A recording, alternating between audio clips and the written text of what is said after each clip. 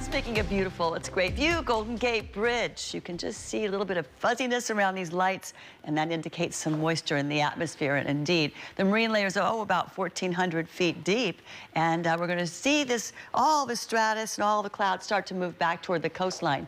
But it's going to be slow to erode. So we'll start to see some stratus lingering at the coastline as per usual, and we'll get some clear skies inland, sunny and warm, but not quite as warm as yesterday. It's the start of a cooling trend after a really hot, toasty weekend in the San Francisco Bay Area, the warmest weekend so far this year, but we shall see. And then, of course, again, we'll get the clouds and fog moving right back through the Golden Gate overnight into tomorrow morning. So by sunrise tomorrow morning, we're going to be just blanketing the entire Bay Area. So that's the typical pattern. In terms of humidity, where you see these darker greens, it's more humid. Where you see the yellows, it's not quite as humid. The concern right now, in terms of relative humidity, is fire weather concern. There is fire weather concern. Now, first thing in the morning, 99% relative humidity in Half Moon Bay. Not a big deal, right? Nevada, 100% relative humidity.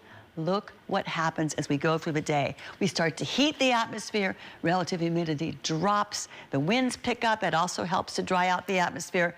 And guess what? We're down to 25% relative humidity in Vacaville, 32% in Concord, 28% in Livermore, 46% Santa Rosa. Where you get the dry conditions, low relative humidity, the fuel is dry, the grasses are dry, if it gets a little bit breezy in the afternoon, those winds kick up as per usual. It's a sea breeze, in fact, and by this afternoon you see them start to blossom a little bit right along the coast. And then later on in the afternoon into the evenings, then the winds really kick up in the East Bay, especially around the Altamont Pass area. So concern for fire weather for the North Bay, South Bay, and especially the East Bay.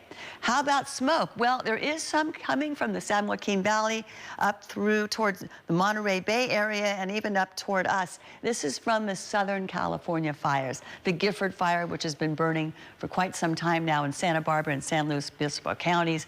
That's what's going on. But our winds are pushing the smoke away from us.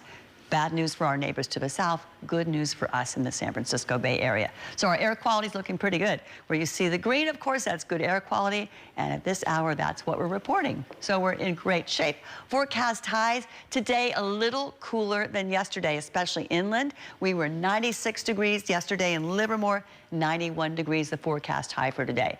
We were 94 degrees yesterday in Concord, forecast high. We're looking at 89 degrees. So it's a big difference. 86 yesterday in Santa Rosa, 77 degrees today. So we're definitely on a cooler trajectory, and we'll start to get even cooler, especially in the inland areas, as we go through the next 3 days.